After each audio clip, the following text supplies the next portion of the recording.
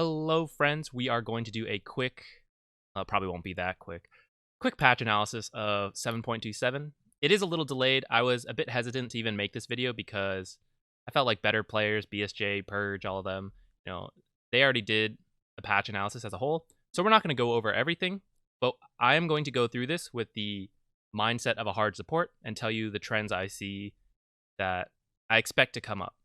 And then it started because someone, Two of Spades 1, asked about best heroes, best items. And I started to write something kind of long, and then I realized, it should probably just be its own video. Other people, I'm sure, have the same questions. First, I'll address best heroes. I expect there to be a patch soonish, trademark, Valve time, because this was just game mechanics and items. So I feel like a hero patch will come out soon enough, and that will probably shift that. So we're not going to focus too much on that. And in terms of best items, it's hard to say right now because oftentimes the best items are related to what the best heroes are, and so like that will also shift a bit. But we'll still cover some of the item changes. But I want to talk about these actually like these game mechanic changes that I think will shift what hard supports want to do. A lot of it is the same, but some small things will shift. Well, some major things. Well, let's just get into it, and I think it'll be self-explanatory. So first, hero kills improved in terms of XP and gold. What this means is that it's better to get kills than it was before. Combine that with the fact that passive gold income has also increased. So I know it's only 10, but relative to what it was, like it was 85 and now it's 95, 10 out of 85 is quite a significant change. And by the 10-minute mark, when I say it's another 100 gold, it doesn't sound like a lot. At the same time, that's like, a medium camp you got to farm, and that starts to feel a little better. Is it a medium? I already can't remember. It's like medium or hard. The point is, it's like getting another pull or two off that now you just have. And what that means is if you go to roam for a kill, like these connect. So you roam for a kill, you don't get it, and it's not such a big deal as before because you have more passive gold income, not just you, but your teammates as well. So that, let's say the 4 support did it. He roamed. He was not able to stay in the lane to help the offlaner secure a bit more gold. But it's not such a big deal now because the offlaner has a bit more passive gold, the 4 support has a bit more passive gold, and it was a risk. And if he had managed to get a kill, say mid, it would have been very good for the team. And before, it was just a big risk. But now it's a little less of a risk because you still have that increased passive gold, and because the kills are now worth more. So it's like higher reward, slightly less risk. And so that's why I think roaming will start to come back in for a couple other reasons as well. So we'll get into that more when we get down there. Next, well, let's skip some of this. We're skipping around a bit for a lot of this. So neutral stacking, because I think the game will start to go on longer for the next thing we'll cover is towers. But I expect the game to start having a longer trend. And now that stacking is slightly better, I think it will become more important to spend some time stacking, but also it will reward support players who are very proficient at like going to gank and stacking along the way, going to a bounty rune, stacking along the way. People who are very good at this timing and making it all work together will be additionally rewarded this patch, which encourages supports to move around as opposed to just sitting in the lane where you were just securing the lane. Now, when you move around, you are opening up the options for ganks. You could just be stacking, but oftentimes you want to combine several things. Bounty runes, like all these active roles that could get additional gold. But if they fail, like you're still stacking along the way, you're getting increased passive gold. So I think it'll be really supports who can stack, and especially double stack, will not only they will be richer, the supports, but also your carries who will start shifting towards later game carries, I think, like away from the Ursas and life stealers, these early game carries, and it's going to shift towards like Spectres a bit more. Maybe Medusa will be up and coming if her hero gets improved a bit. She's still kind of weak, but late game heroes are becoming a bit more popular, and they love to farm this stuff, and now you are getting extra gold as well, so it's like just good as a whole. So the tower change, that's the next thing I want to talk about. So not only are towers worth a bit less, tier 1s, 2s, and 3s, but I don't know where it is. It's somewhere down here. The outpost here. The outpost is now attached to the tier 2 tower. So kind of like shrines were in the past with the tier 3 tower. But I like this change a lot, and I think this is going to adjust hard support priorities a bit, I think. So this is probably the biggest change we're getting to. So before, in the tower priority video we talked about, you go like tier 1 safe lane, tier 2, or tier 1 safe lane, tier 1 mid, and then you kind of just park yourself in their safe lane jungle and go for the tier 2 towers. And it was fine to do that because you just got a lot of gold from getting those first tier 1 towers, which made you stronger. And then you could capture their outpost and then plant wards, and you just have that area. And because you were ahead, like they couldn't really kick you out. So eventually you just chipped down the towers and got those, which gave you a bigger lead and then let you like go get the other towers easier. Now, you can get the tier 1 towers, but it's not as rewarding. So you're not going to be as strong. It's still good to get the towers. And you do open up the map a bit, but because you can't take the outpost, it is scarier to plant yourself in the enemy jungle. And if it's scarier to be there, it is harder to just chip away at the next towers, the tier 2s, and like just snowball your advantage. It is now safer for the enemy team to defend their tier 2s. And in fact, it is also more important to defend their tier 2s because of this outpost change. So the way that affects hard supports, previously, if we were winning, our game plan was, okay, let's go to the off lane, we'll push that tower, we'll push it in, and then we can either choose, like, oh, let's get the tier 2 if they've completely abandoned the lane, or maybe we'll go get the tier 1 mid, and, we'll ward in between to plant ourselves there. Now it's harder. It's harder to get deep wards unless everyone goes with you. It's kind of removed the option to make some of those outpost plays we talked about, which is a shame.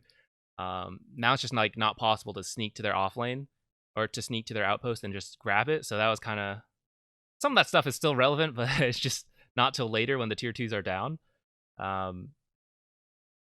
But now it feels like there's more priority on defending your own towers than taking enemy towers. Not like more as in like I always want to defend my towers, but it's like it's closer. Whereas before it was like definitely take their towers and like, yeah, we can defend, but like who really cares if we lose this tier 2 safe lane tower?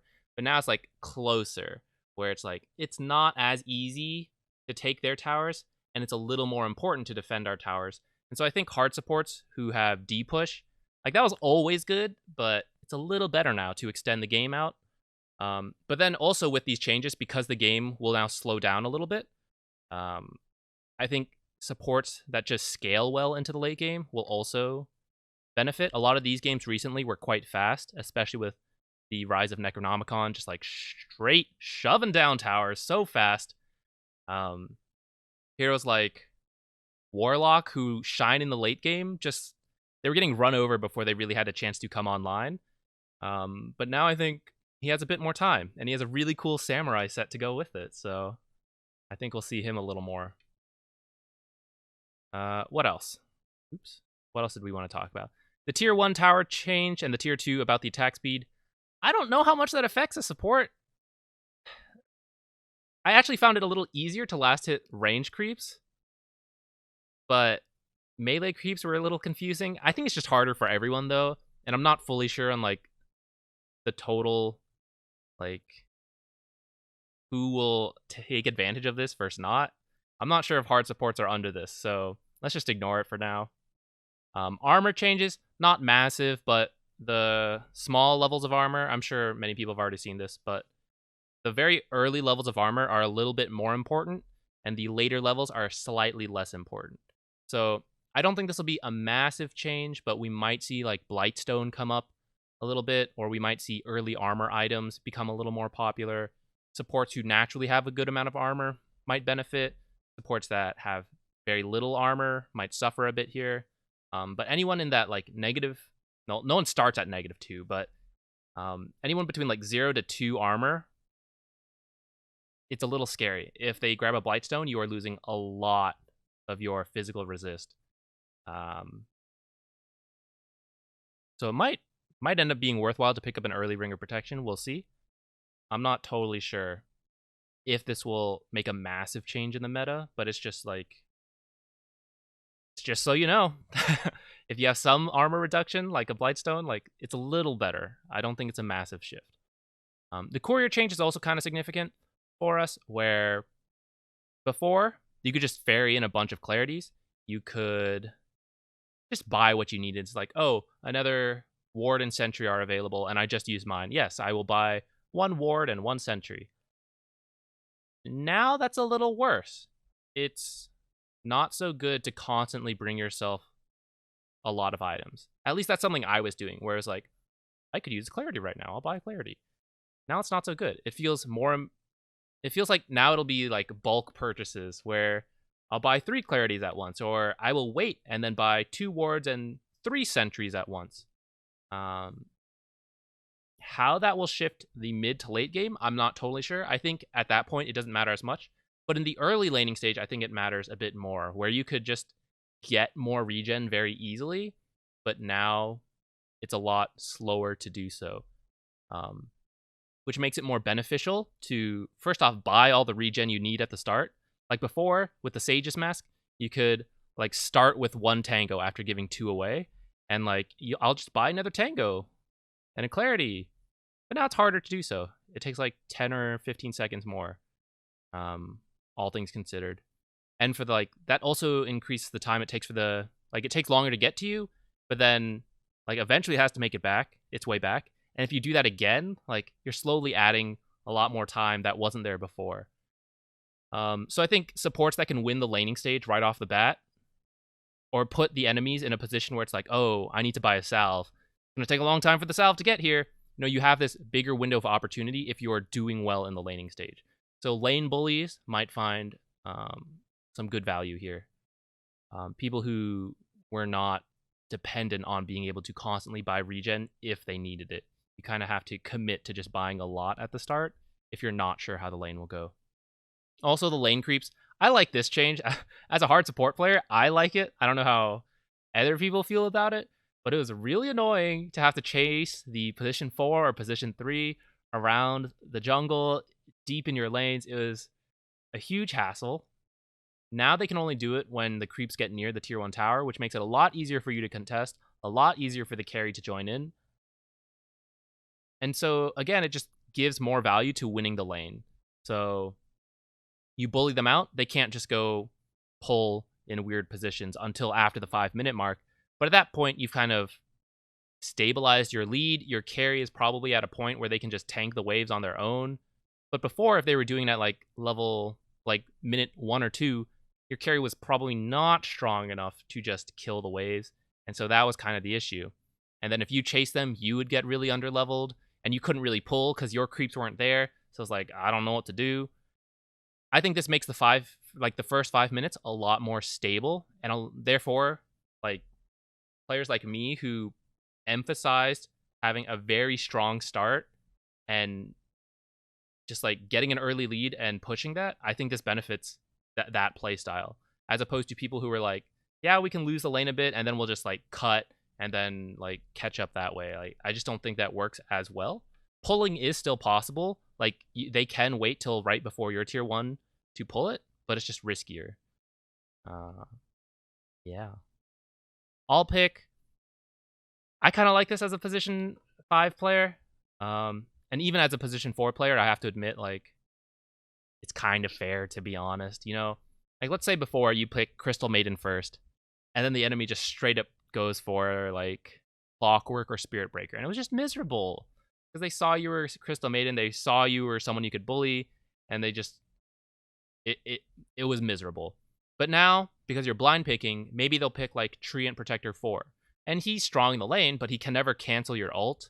And it's a little more manageable than a Clockwork just running at you who can kill you like probably level 1, but definitely by level 2. I think it just makes it a little more fair for the supports. And it also makes... Now, the downside of that is that it makes the hard support. Before, the carries almost always counterpicked the offlaners. And so a lot of carry players don't like this change. but I am sympathetic towards the offlaners a bit because I understand what it's like to be counterpicked every single time.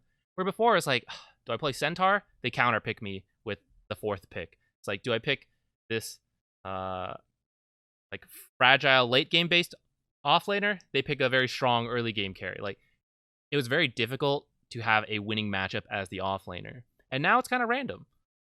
So I think we'll see a lot more even games, which for us unfortunately means, like, as the hard support, we're probably going to be going into some more bad matchups as before. Like, our carry was usually, hopefully, picking a good hero for the lane, and now it's random. So we might have to be ready for worse lanes than before. But we did get some benefits, like we talked about, how it's like, if we do win that, it's very difficult for the offlaner to catch up, because of the like pulling change and because of like this courier change. If we come out ahead, it's good for us. So I think we'll probably also start to see like some more standard picks where people just like to go with like safe things as opposed to like, oh, this is a really good, I don't know, who's a sink or swim carry? Ursa, not really, but I don't know. Like, say, for example, before the offlaner had to pick Venomancer, okay? And then it's like, would they pick Ursa? No, that's an awful matchup. But now there's a chance where they go with Ursa because he's meta, and the other person picked Venomancer. And it's like, you find out at the same time, and you're like, this lane's just awful. Like, if I had picked Drow or someone, it would have been manageable. Someone who has ranged against Venomancer. But as someone who has melee, it's miserable. So I think people will start to pick some more, maybe go away from these sink or swim heroes where it's like, if it's a bad matchup, it's really bad. And to these like more standard, kind of like Luna, Jug, these like middle ground kind of heroes. But I could be wrong about that. We'll see. I'm not a carry player. All this stuff, don't really care about. Items. Doesn't really affect us. It'll be slightly less common. It's better against killing heroes, so that's kind of an issue for us. But I think this will start to drop off a bit. And the benefit of that is that our wards might survive a bit longer, because before there was almost always someone who got a Necro 3 and was just de-warding everything. That was a real pain. So wards might last a little longer. Helm of the Dominator seems a little too good, to be honest. I feel like that's probably going to get nerfed a bit. So heroes, while this is good, this might benefit people like Doom's not really a support, but Shen, Enchantress, who else? Crystal Maiden, Mirana. These people who can instantly kill these creeps are going to benefit because they get guaranteed 200 gold. Okay, having said that, CM, like some of those that I just listed, can't actually kill it right off the bat. But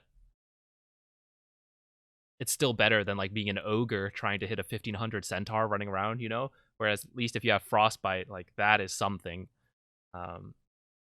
But like I said, this seems a little too good. I think it might get nerfed. We'll see. But for now, I think this is good for Crystal Maiden players. Good for, please don't play Mirana 5, but it is, I guess it would be good. Vlad's, I don't know how I feel about Vlad's yet. Now it's only a Ring of Basilius that builds into this. And it doesn't feel as good as where before it was like the armor item, the armor aura one. And the build-up just felt a little better. But now it's like, this isn't really a support item. This isn't really a support item. And then this is a recipe. But then you get this item that is kind of good for supports. Not because it's good for us, but because it's good for our carry, but not something they strictly want to buy themselves. I'm not sure. I feel like this is a good kind of off-laner style item. I don't know. Drums seem a little better than before. Not sure who's going to buy it. I feel like maybe supports could buy it. Like, these are all nice small changes. And then if you really need more drum charges, a support might be a little more willing to buy new charges as opposed to a carry. Not that you should all the time, but perhaps if your lineup is an early game lineup, you know, a support would be more willing to buy another recipe to refill this than a carry would. They'd rather just buy their next item. The passives are all good for supports, but the active, not really something supports care about.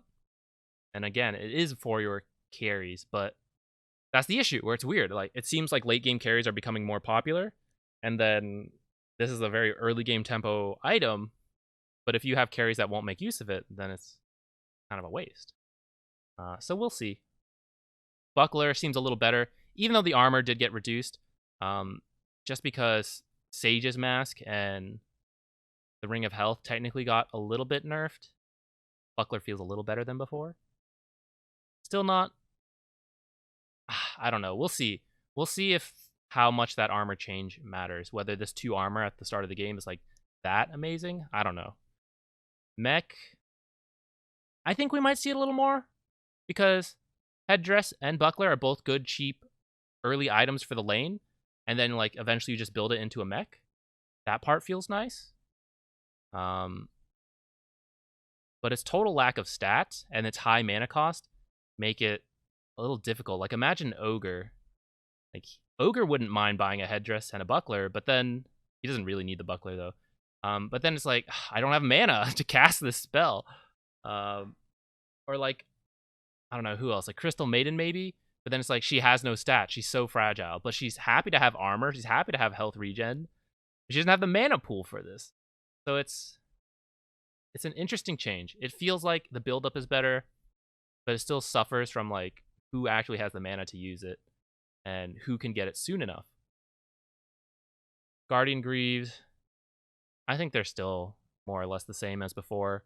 Because by the time you got to the point of the game where you could get Guardian Greaves, the mana issue wasn't as such big of a deal, although it was still nice that it's free. But in terms of like missing a few stats, like at this point in the game when you have a 5,000 gold item as a hard support, didn't really matter. Crimson Guard, not really something we buy, don't care. Blade Mail, I don't know if this really affects supports in the sense like we're not going to choose not to auto attack. Like our puny auto attacks, like if we have to auto attack, we have to auto attack. And if we don't, we don't. So I don't know if this passive part changes how that mechanic works for us. This seems like more of an issue for like very specific core heroes. But supports were just like not auto attacking that often for this to matter too much. Could still be an issue. Maybe like support Wind Ranger. Again, not a great 5 though. We're not going to buy this as a support, so... Orchid could be an issue. This seems like people are going to start buying Orchid again, so if you're a hero that really struggled against silences, so like a Crystal Maiden hated that. She gets silenced, killed really quickly, can't do anything. But a hero like Ogre, he gets silenced, and he's kind of like, whatever, I already cast Bloodlust, and I'm pretty tanky. So that might push us towards some supports that don't care so much about Orchid, or at the least you're just going to be a bit more miserable than before. We'll see. Shadow Amulet change, I don't think this really affects supports because, like, yeah, it's cheaper, but no one was really just using this in a non-feeding way, right? No one was setting up weird ganks where it's like, check this out. I'm going to go invis on the power rune, and then we'll gank him. Like, very few people ever did that. I love the idea, but I don't know if this being 400 gold cheaper is going to make that happen. It just doesn't seem like that's why people bought it. It was just like an item on your way to Glimmer Cape. And that's still what it is, where it's like, I would buy Cloak first for the great magic resistance.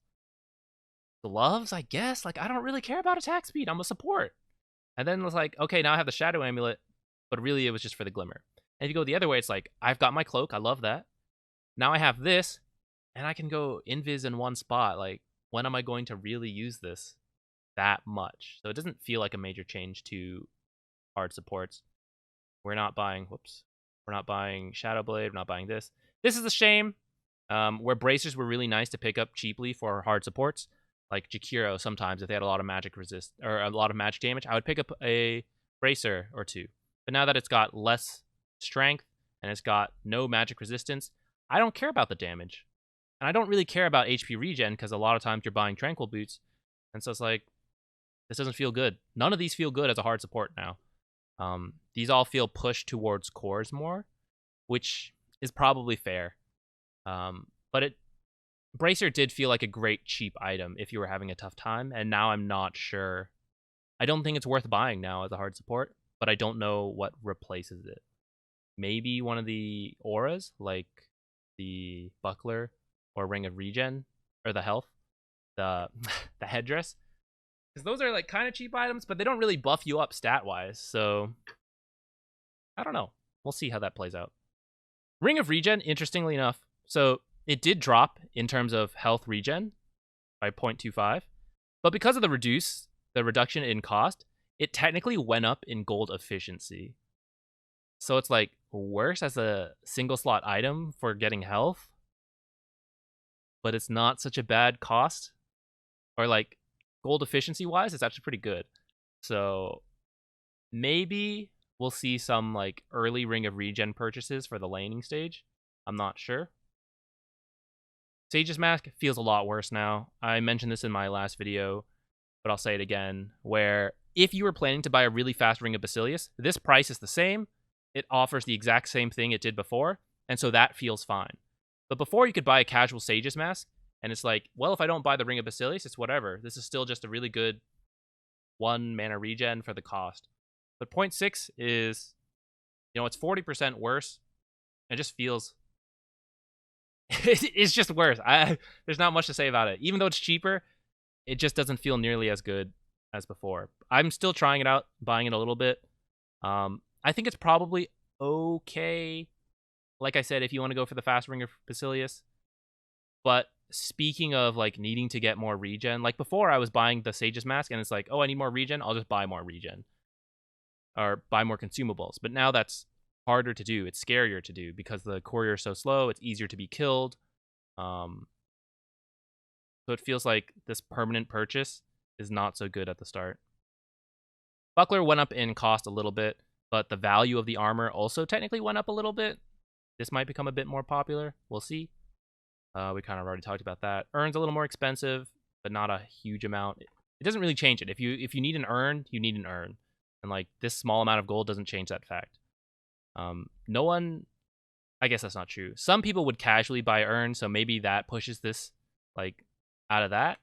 But I think a lot of people would buy urn because you needed the spirit vessel. And so like if you need the spirit vessel, this 35 gold is not going to change anything. And like the final cost of the urn was the same anyway, so like I don't even know what I was talking about. I misunderstood this. I thought the price went up a little bit for urn. So just ignore all of that. Awkward.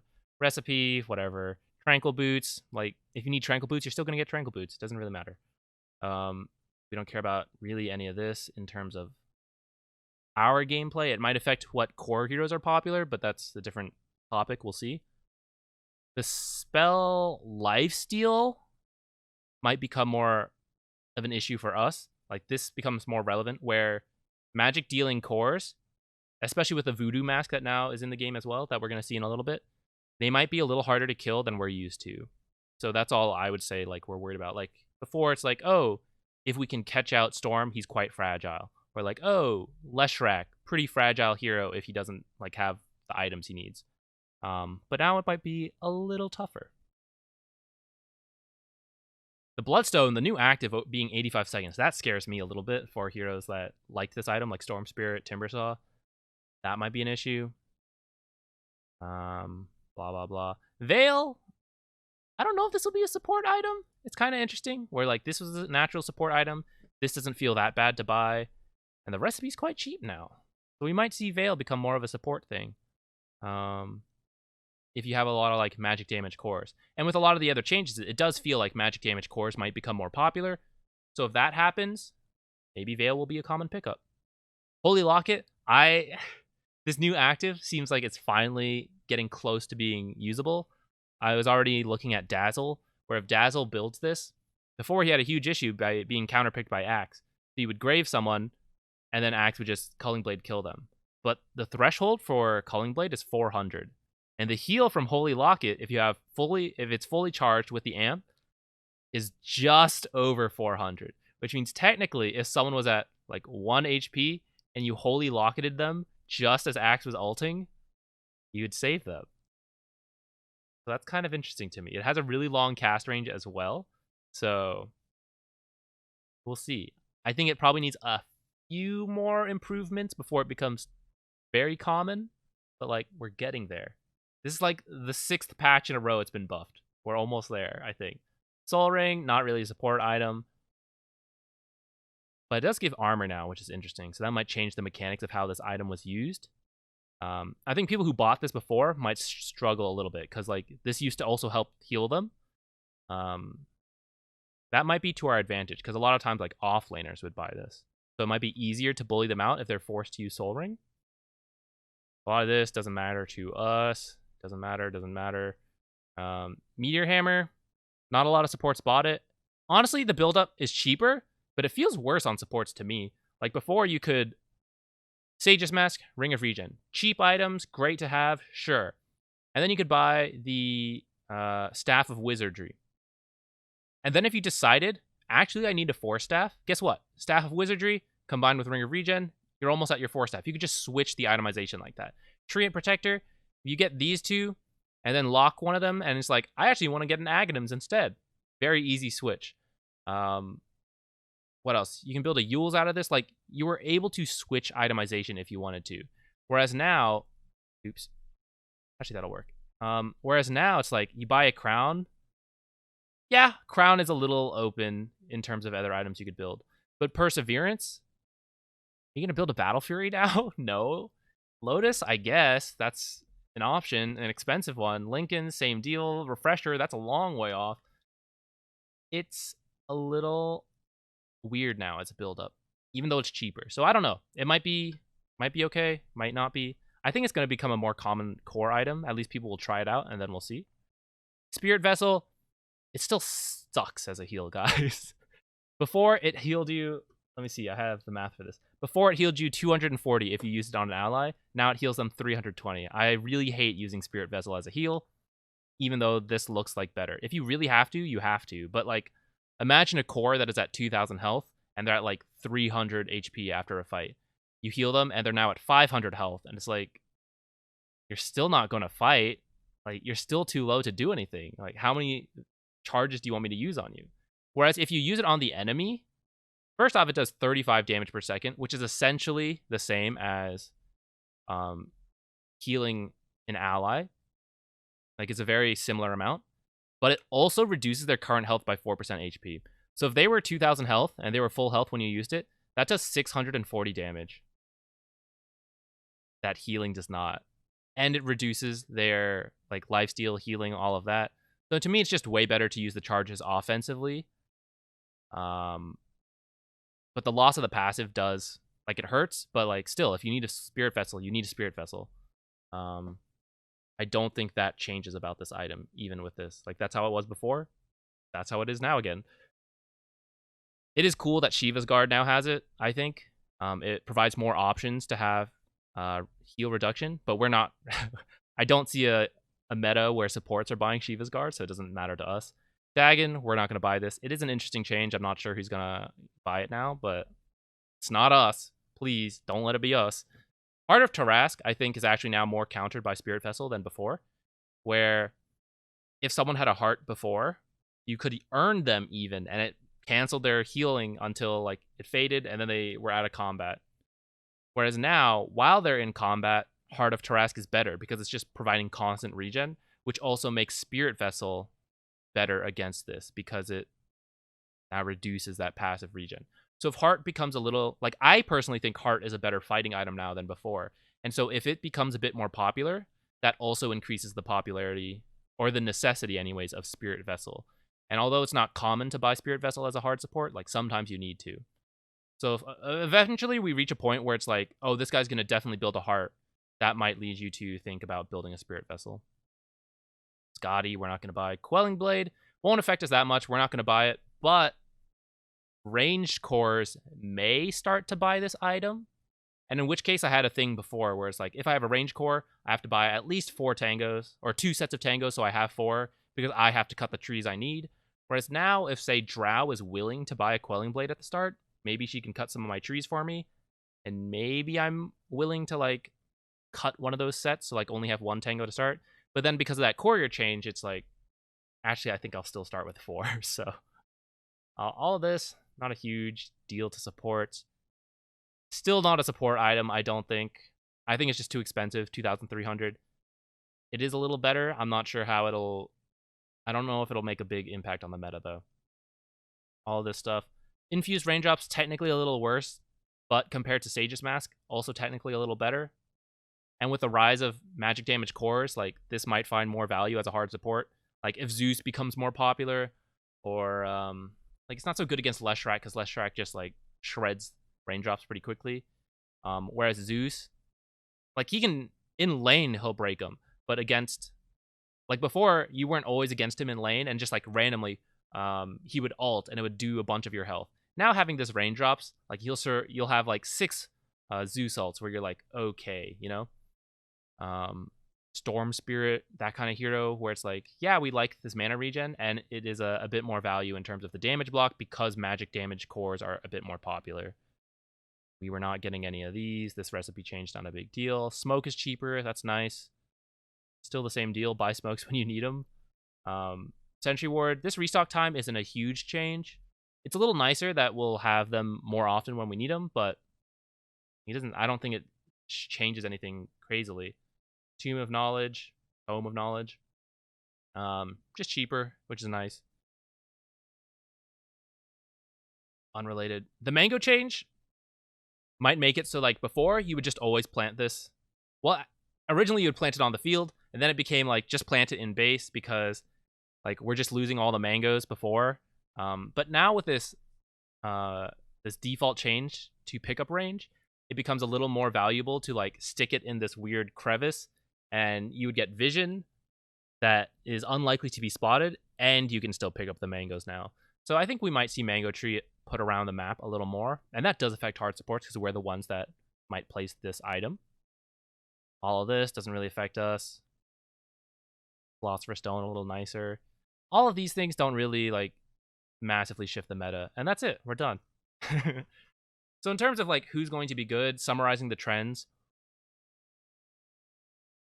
I think you want people who are good in the laning stage. What am I trying to say here? So there's like early game, mid game, late game. Oops. And before you could do like a mid game lineup and look to end around that area. And so like you could pick an early game hero for a mid game lineup, and that felt okay. But now mid game lineups feel worse, and late game lineups feel better. And whenever a late game lineup is good, it also makes very early game lineups also very good, where you're just trying to beat them before they can come online. All of this is a weird way of saying, like, imagine you're picking Ogre Magi. You're a really strong early game hero, and you're matched with a Spectre. This is okay for you because you win the early game, you get Spectre off to a good start, and you know you're going to win in the late game, and you scale like decently as Ogre. You pick Ogre with like an Ursa, same deal. You win the laning stage, and you... Maybe Ursa's not the best example right now because he's like switched to a mid-late game hero. How about... Who's an early game hero? Like...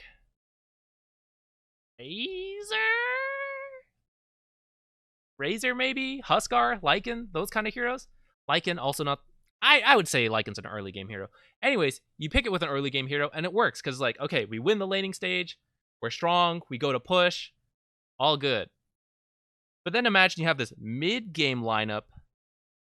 Someone like... It's so hard to draw the lines between this stuff, but like... Someone like Drow, maybe? Bloodseeker?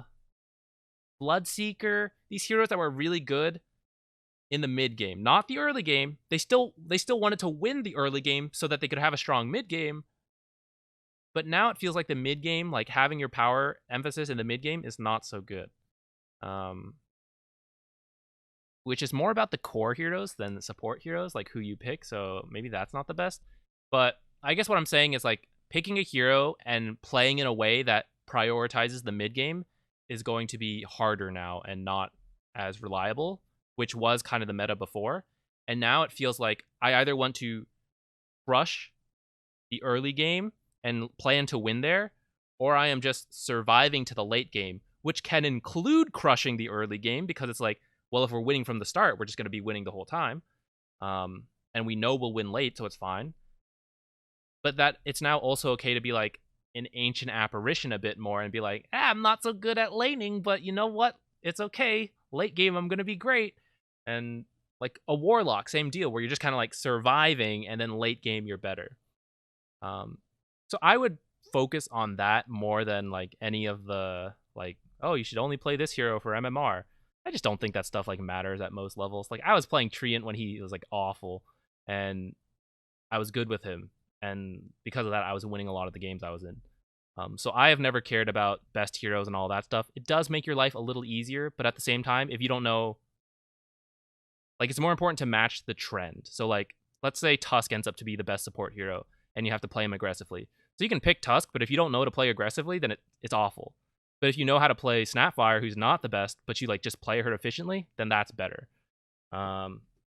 Maybe we'll try to make a tier list in the future, but that'll be after the patch settles and when I have a chance to play a lot more. But yeah, that is my thoughts on this patch. What are we at? 40 minutes, kind of long. Hopefully that was helpful.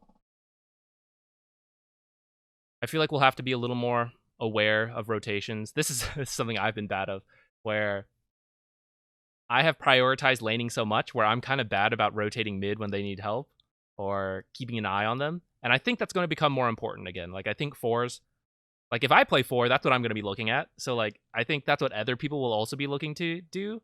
And so I think as the 5 position is going to become a bit more important to not just focus on your own lane, where before that was okay. Like if you just crushed your lane, that was all you needed to do. But now it feels like, okay, maybe I need to rotate a bit more again, which I like. I think it's just more fun, but it is like a mentality shift. So yeah, that's it. Thanks for watching. Let me know if that was helpful. Okay, I'm done.